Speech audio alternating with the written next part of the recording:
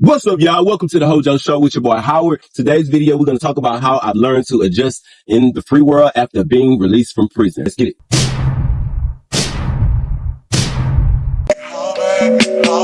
Yes, I'm jaded. Most of the things I don't wanna say. I won't be around while you chase.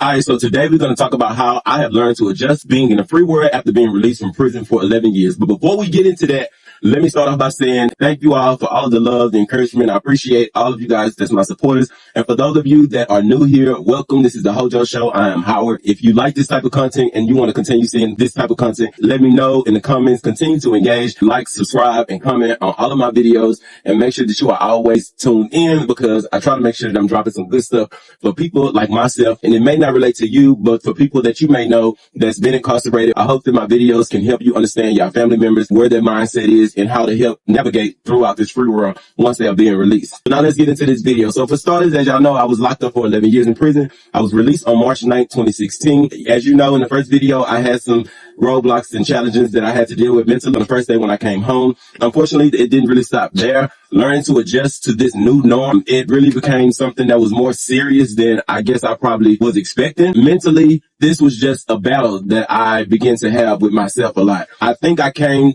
to the free world with the perception that I've been out here. You know what I'm saying? Like, this ain't new to me. I know how to live in the free world. Like, that's the way my mind was set up. But I didn't really, I guess, take the time to think about how it could affect me mentally. And one of the biggest challenges for me was trying to figure out my place in the world. I couldn't understand where I belong. You know, I knew that coming home, I didn't want to be around the same type of environment that caused me to go to prison.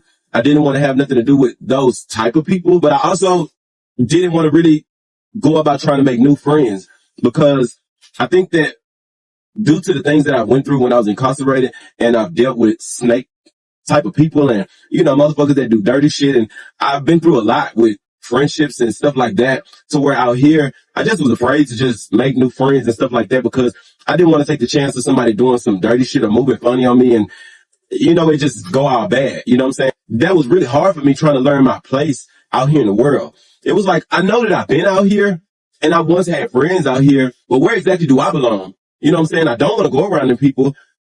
But then at the same time, it's like everybody also has moved on with their lives. Like 11 years went by. And now I'm out here trying to play catch up.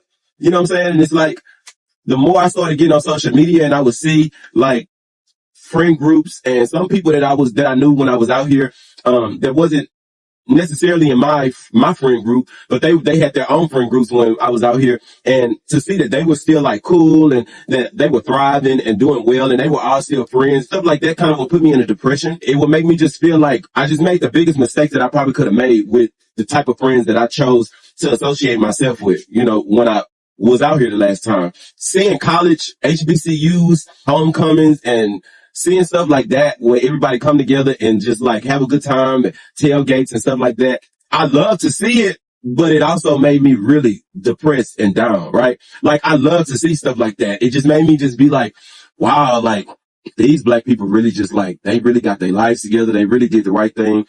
And here I am, like, I'm like, I love to see that, you know what I'm saying? And I would be like, damn, man, I wish that the people that I like chose to associate myself with, I wish that they wanted to like further themselves and just become better. But it just didn't happen like that. As much as I love seeing stuff like that, it would always just put me into like this depression state because I just didn't understand like why I chose to do something so fucked up, you know what I'm saying, in my life to where it just completely made me just miss out on a whole lot that I could have probably experienced. I'm somebody that after I graduated from high school, I didn't want to go to college. I wasn't going to college. I wanted to like party with my friends at the time and, you know, like just have fun and club. That's all I really wanted to do. I didn't want to go to college. I was like, I was tired of school. I hated school anyway when I was in there. So I was like, after I graduated from high school, I told my mom that I was like, that's it. Like, don't expect nothing else from me because I don't want to be out there. But when I came home and, you know, time was progressing, seeing stuff like that, it just made me feel like I just fucked up so bad that I just felt upset at myself because it was like I just started living with this regret that you could have been so much more and been way further off in life than you are. But because of this one decision you decided to make and the choices of the people you surrounded yourself with, look where you are now. And so I guess, man, it just had me very depressed. Like I was down. And I mean, I'm gonna be honest with y'all. I remember one time for New Year's one year, I remember one of my friends, had told me that this was a friend that I met while I was working at another company, like one of my first jobs when I first came home. And this was a friend I met through like as a coworker. I was talking to him on the phone and stuff, and this was New Year's.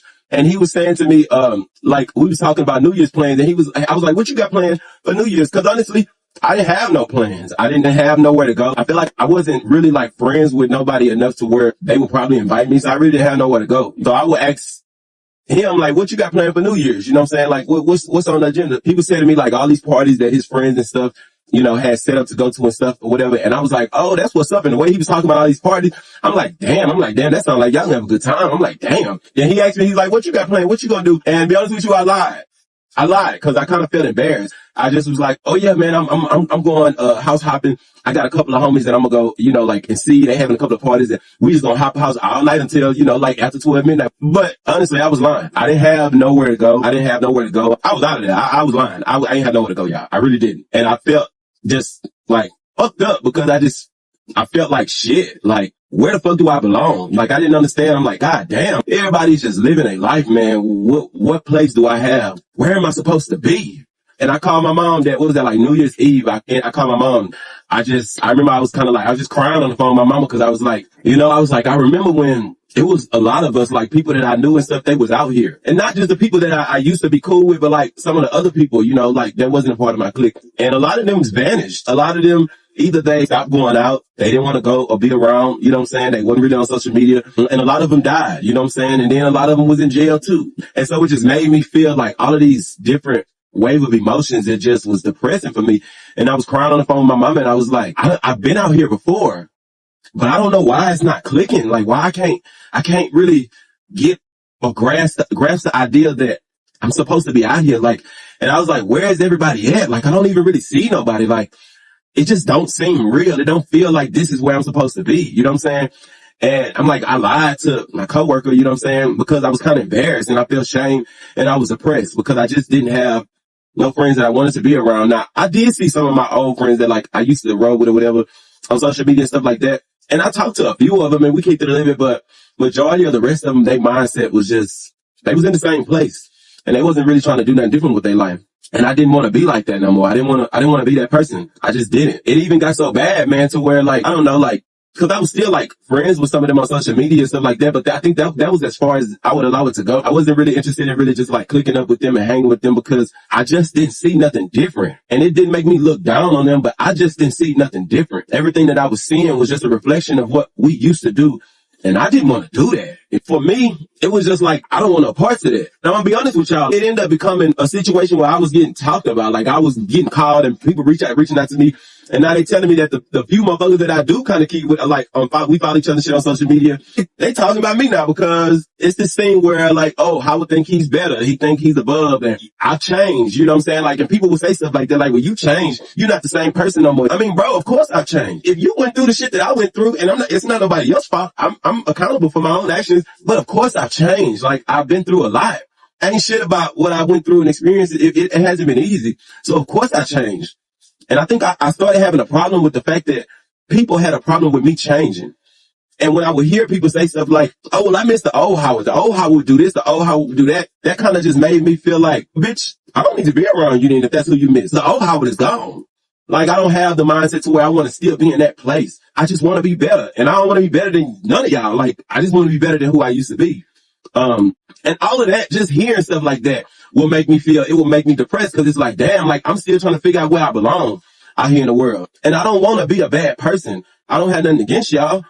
I'm not even talking about y'all, but I don't want to be like that no more. I don't see y'all progressing in no way. I don't want to be like that. But I don't expect y'all to be talking about me and having all this negative shit to say about me when I just want to be better. I can never try to compete or want to be like none of y'all because the way I look at it is y'all got 11 years ahead of me. Why the fuck would I want to compete or I want to be better? Like y'all have an 11-year head start on me.